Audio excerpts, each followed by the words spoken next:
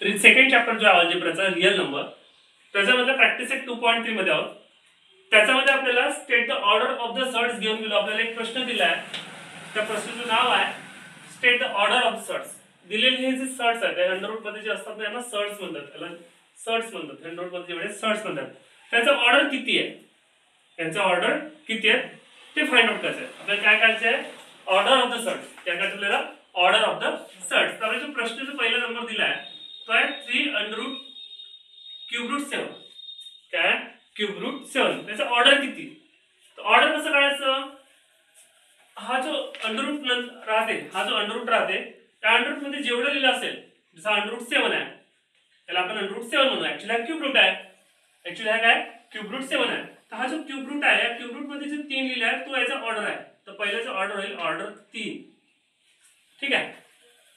आणि सेकंड प्रश्न बघा, त्यांना पहिला नाही समजलं त्याचा दुसरा प्रश्न सांगू आपण. 5 अंडररूट 12. आता हा जो 5 आहे तो अंडररूट या अंडररूट मध्ये नाही, 5 अंडररूटच्या बाहेर आहे.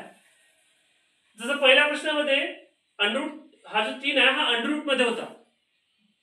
पहिल्या प्रश्नामध्ये जो 3 होता तो अंडररूट मध्ये होता, म्हणून त्याला आपण ऑर्डर 3 म्हटलं. पण दुसऱ्या प्रश्नामध्ये जो 5 आहे तो अंडररूटच्या बाहेर आहे, म्हणून तो ऑर्डर नाही. तर मग हा अंडररूट 12 आहे. अंडररूट 12 ला आपण स्क्वेअर रूट 10 म्हणतो. त्याचा ऑर्डर होईल 2. त्याचा ऑर्डर किती होईल, 2. Next fourth root 10. Fourth root 10. Fourth root 10 म्हणजे हा 4 जो आहे तो या अंडररूट मध्ये आहे, तर म्हणजे याला फोर्थ रूट म्हणतात. फोर्थ रूट 10 आहे आणि याचा ऑर्डर होईल 4. त्याचा ऑर्डर होईल 4. Next under root 39.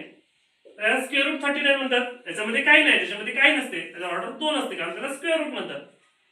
त्याला स्क्वेअर रूट म्हणतात म्हणून याचा ऑर्डर झालं 2. नेक्स्ट पाचवा प्रश्न दिला आपल्याला क्यूब रूट 18. याचा ऑर्डर क्यूब आहे कारण हा क्यूब रूट मध्ये आहे. हा 3 जो आहे तो या स्क्वेअर रूट मध्ये आहे. याचा ऑर्डर होईल 3.